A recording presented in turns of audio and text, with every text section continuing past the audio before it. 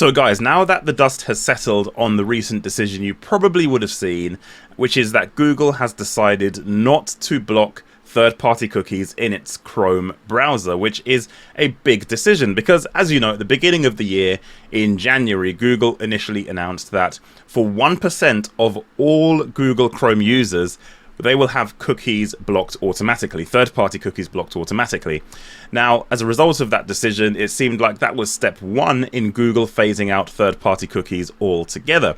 Now, of course, just to give you a bit of an explanation, third-party cookies are used by various marketing platforms, including Google Ads, to track customers' behavior online in order to track conversions and other data points on a website. Now, the difference between first-party and third-party cookies is basically which domain is dropping the cookie on the user's browser or device.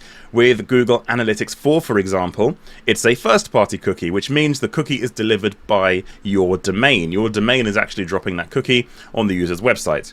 With a third-party cookie, the domain is a third-party domain. So in the case of Google Ads, it will be a Google-owned domain that is dropping the cookie in order to track user activity. So that's the difference we're looking at here. And as I explained, Chrome was looking to block third-party cookies.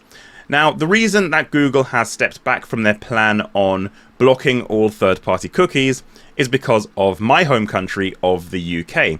The UK Competition and Markets Authority had a problem with how Google decided to replace third-party cookies because at the end of the day, all publishers need a solution to track users. Otherwise, you can't really do marketing for online services. And because of the solution they've proposed, which I'll go on to in a minute, the UK Competition and Marketing Authorities said it was unfair competition because the Google Chrome browser, having the most market share in the entire world as far as web browsers goes, that's a problem because they own the browser, that's Google owning the browser, abandoning third-party cookies, which any business can use, any company or platform can use third-party cookies. It's a technology that's been adopted by a lot of the web, moving away from that to a solution to replace third-party cookies that Google owns themselves. So that would mean Google owns both the browser, the most popular browser in the world, but also third-party cookies alternative tracking solution. So what is this solution and what are Google doing? Well, the solution is called a privacy sandbox, and this solution, I'm going to head over to their website now. This is Google's privacy sandbox, and what Google has proposed is they're not going to replace third-party cookies with this solution, which is what they proposed. Instead, they're going to give users the choice of accepting third-party cookies on their browser or using this privacy sandbox. So what was the issue with this sandbox and why are the authorities so scared? It's because this solution is, of course, owned by Google, but it's worse than that. Watch this. So first of all, let's understand what the privacy sandbox is. It's basically a mechanism for Google to aggregate user behavioral data, anonymize that data, but still have enough data and patterns to understand what a conversion is and user behavior on site. So they mention here at the top of the page a few things they do. So differential privacy. Basically, Google explains this as a system for sharing information about a data set to reveal patterns of behavior without revealing private information about the individuals or whether they belong to the data set. So in short, it's a way of aggregating data and understanding an individual user within that data set without, of course, compromising that user's information. So it's pattern recognition, it's algorithms. If you're used to Facebook ads and you've used Facebook advertising before, you would have seen this. You would have seen this with Facebook ads issues with app tracking and, of course, their issues with Apple kneecapping their business completely by blocking Facebook being able to track directly. Facebook had to take the same approach of aggregating user data in order to understand behaviorals on site. This is the similar kind of thing, really. They've got another couple of things as well called k-anonymity and data process and on-device processing. These are much more complex things. I'm not a data scientist or an engineer of any kind. I'm a marketer, and that's what I do. And this is way beyond my pay grade, and it's basically a way of anonymizing data. In terms of k-anonymity, from what I can tell, it basically means that from a list of 1,000 pieces of data, Google is so anonymized in terms of that aggregation of those 1,000 pieces of data, you can't differentiate that one person from that other 999. So it's again showing that Google's demonstrating that the data set they're using means you cannot be identified on an individual basis. So really, this is quite clever technology, and it takes a lot to do this. And in fact, I'm going to show you this because this is where it gets interesting and where I think Google's next monopoly is coming from. So the Privacy Sandbox, what you'll notice down on this page, you will see all of these partners. The Privacy Sandbox relies on contributions from many companies adapting the new technologies. So remember, this is going to replace third-party cookies in the long term. Now, of course, Google said they're not going to stop third-party cookies on Chrome. They're going to give users the choice. But what they didn't do was sunset the Privacy Sandbox. People will just continue using third-party cookies or potentially blocking those cookies. But giving the user a choice is Google's way of accepting, we can't push for this now, we'll do it later, but we're going to keep pushing for this. And when I get to the end of this video, you're going to realize what I mean about Google saying, well, me saying that this is Google's next monopoly.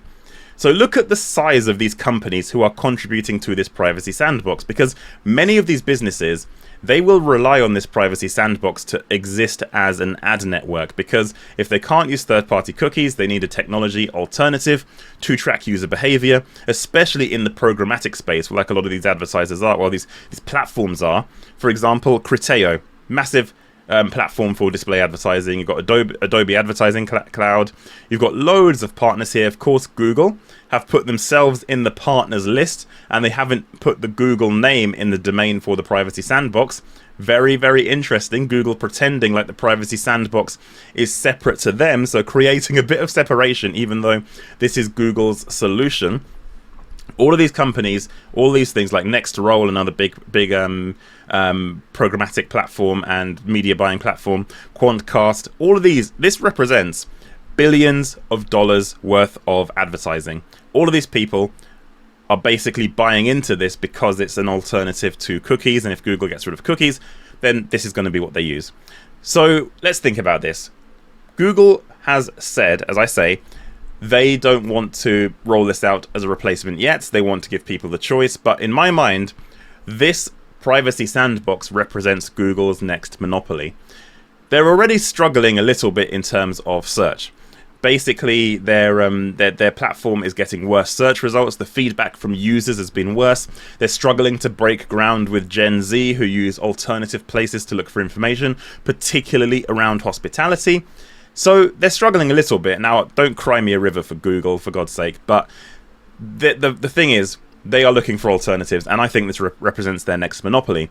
All of these this buy-in from all of these companies who are contributing to this platform means Google have a massive advantage when it comes to tracking activity on web when they own the browser itself. Now, if you're a third-party platform or software provider, and you don't have third-party cookies, you have to go through Google for this, by the looks of things, in the long term, if Google was to make that decision to get rid of third-party cookies in Chrome. So this is the monopoly. They own this tracking technology, and it's a powerful piece of technology. They've invested a lot of money into it, of course, but this is the monopoly that you should be aware of. And I think, actually, AI is a bit of a distraction. We've heard news recently that OpenAI, the company who owns ChatGPT, they're struggling financially. And I'm not somebody who is an engineer in that tech space per se. Of course, I keep an eye on it. But from what I can gather and what my gut feel, I think ChatGPT is struggling because of a principle where when people adopt new technology, only a very small group of people take on that adoption of new technology. I think it was a book by a famous kind of, I suppose it's a business analyst of some kind, called Crossing the Chasm, where there is a gap between those early, very, very early adopters and an early majority where you get a big curve of people adopting a technology. Now, me and you, we use ChatGPT all the time. We're tech people. We're in the advertising and marketing space, so we probably use it very often. Do you know who's not using it? Probably your aunt, probably your uncle, probably your brother. Nobody's using it. Nobody is really, really using it. When I say that, I mean getting utility from the system. So it's very hard for these AI chatbots to make headway into the consumer market because consumers aren't really behaving in line with what they want. So Google spending all this money and effort on AI in order to, hopefully get a foothold in the monopoly space on the AI side because they've got the search monopoly. To me, that's only a small thing. This sandbox, I think, is their biggest route to a monopoly. This is the golden ticket for them, I think, because when they decide in future, which I'm sure they will, Google have not sunset this tool. They continue to invest in it. And you don't invest in a tool like this as an alternative or an option to people. They will eventually get rid of third-party cookies. They will eventually. The only reason they haven't on this occasion is because of legislation based in the UK. And they don't want to lose a proportion of the UK market and not be able to launch an alternative into the UK when they haven't replaced third-party cookies here. We're not a big country, but we represent a big chunk of Google's revenue, and they don't want to lose that. Why would they? So that's why. So in the long term, actually, one thing to also remember about third-party cookies is a lot of them are going anyway. A lot of them are going because, of course, when you think about it, a lot of people are using ad blockers. A lot of people refuse cookies. In fact, according to this article by The Drum, it says cookies don't exist for 70% of the internet, and 40% of Chrome consumers have manually disabled cookies themselves anyway.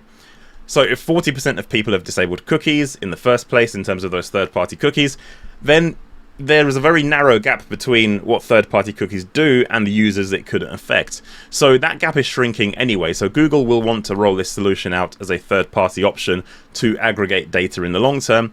And being the first company, and at the moment, as far as I can tell, the only company to be doing this alternative tracking solution for third-party cookies, they are going to have the monopoly on this. They've got no contenders.